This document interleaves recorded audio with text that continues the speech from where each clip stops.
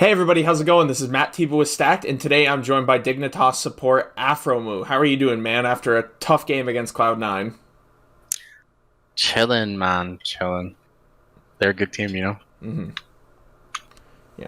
So, I just got done talking with Sven, and a big Uh-huh. thing that he wanted to talk about was the draft, and I wanted to get your input on it as well. It looks like Cloud9 got a lot of counters on you guys. Walk me through Mhm. that drafting process. Yeah, I would just say we didn't have a lot of knowledge since we haven't played the other side of the Lulu versus Senna TK yet. So it was kind of expected, but we just didn't have the knowledge on that. You know how it goes for Senna TK, so we just had to play into it Mm-hmm. since that was our 1-2 for the day. And other than that, yeah, definitely I had a few mishaps going down the draft in 3-4-5 where mid got countered. And I think we only got, top was strong and then jungle counter pick, which is okay, but usually on purple you should have two lanes that are counter pick and you can play towards. So they definitely did a lot better than we did on the day. And definitely showed in the game where they just had enormous pressure, especially if we made a play and then they were just getting plates on the other side. Mm-hmm. I want to talk to you about Senna Tom Kench as well. Were you guys originally intending to go Senna like full ADC with like Dorn's Blade start, or were you intending to have her do fasting Senna until you got to lane or in game and decided we got to switch this? It just depends on, who you're playing against. So they picked Ash Lulu and I was talking about it, before the game. Like, I think Senna is the one who is going to build the support item, and then me as Tom Kench, I don't think I would be able to farm, and they would probably get a lot more than they did in the game, where TK has to walk up to hit the creep, and they have Lulu Ash where they can just hit me. Plus, they get perm prow with Ash volley. So Mm-hmm. we just thought it would be better if Senna was farming. That way, Lulu wouldn't just get these free autos the whole lane. Mm-hmm.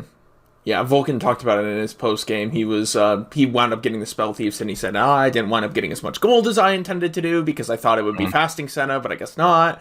So, well, it looks like your plan worked out in that end. Mhm. Going forward, Dig sitting at a 5-3 record. A lot of people had you guys near the bottom of their power rankings going into the season, and Tim Sevenhuizen on, I think I'm saying his name right, on Twitter, who does Oracle's Mhm. Elixir, he said that while you guys are looking like a top team, the advanced metrics such as like gold and all that other stuff are a bit behind. So he expects you guys to regress in the coming weeks. What do you have to say to people like that? Like, you guys have clearly been playing well. So what are Mhm. your thoughts on those sentiments? Regress.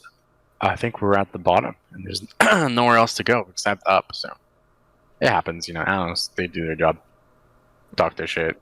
So all you can do is play and Yeah, for sure. Block out the prove them wrong. haters. Prove them wrong, man. Yeah, that's it. Yeah. I talked to you a few weeks ago about the team. How's the team meshing going? How's all that lighting up? Oh, we're great, man. Mm-hmm. Everybody's vibing. We're chilling, Mm-hmm. having a good time.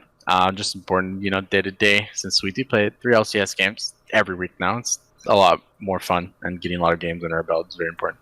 Mm-hmm. For sure. And I also wanted to bring this up at the media day. Mm. The One of the front office managers was talking about two things that Dignitas did super well that he didn't think anyone else did. Number one, he said that Dignitas was the best team that worked with veterans.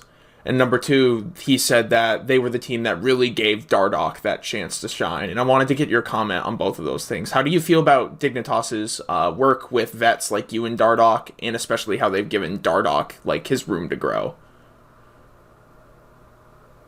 Mm. Work with veterans. That's just because of past veterans on the team, or this year. That's just what they said. They're like, we work with Uh, veterans super well. I guess we do. I mean, I've been here since last year, and Josh was here too, so I don't know. I don't know how to answer that one, but the second one, uh, everybody is vocal on the team, so it's a lot easier for your jungler to envision how to play the game, and everyone believes in playing around the jungler early game, most important. So everyone puts in their 2 cents in order to make our early game go well. A little rough versus the top teams, as we saw today, because got out drafted, and then early game, a couple mishaps and stuff like that. But once we clean it up, it should be able to showcase a lot more of what we have. That's why it's super important for us just to get all these stage games on time. And having a player like Dardoch on your team, where he's very flexible, has a lot of counter picks, played 11 unique champions so far, it just does wonders for the draft too, where the enemy team doesn't know what the fuck to ban. Yeah, he's got a big bag of tricks, so it's really good. Yeah, it's like that meme on Twitter where it's like the 5-hit plays banning a jungler Dardoch has never played in LCS. Yeah. Do you guys feel like you play around your jungler more than other LCS teams, or is that just kind of the way it goes with all these flexible picks? I think that's just the meme, because every team should be playing around in jungler early game. That's how you win. If your jungler isn't played around, like, it's just that much harder to pressure the game, Yeah, for sure. So C9 does it well, where playing around Blabber most of the time. 100 Thieves, TL, it's all the same. But it's just, since we were bottom of the pack predicted, and we started winning a couple games, it's like, I think a lot of our plays, are obviously in the jungle somewhere where the enemy team is invading us and we just kill them. But it's a consistent pattern throughout, most games for most teams. For sure. And just ending, Dignitas is the only roster that's fielding 5 North American players. And, of course, there's been a lot of talk about the import rule, particularly as team owners have said some things that have upset a lot of fans and players on Twitter and on Reddit. I wanted to get your thoughts on the discourse around the import rule.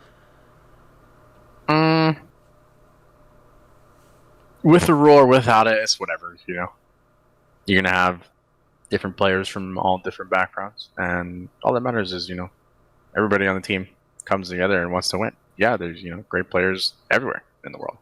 NA, we haven't done well at Worlds so much for consecutive years at a time, and I don't know if players are the reason that happens, because it's just a multitude of staff, players, and it's just all intertwined. So I think I'm just indifferent, and any player, that has the opportunity to join the team to make your team better, I'm all for it, so. Of course.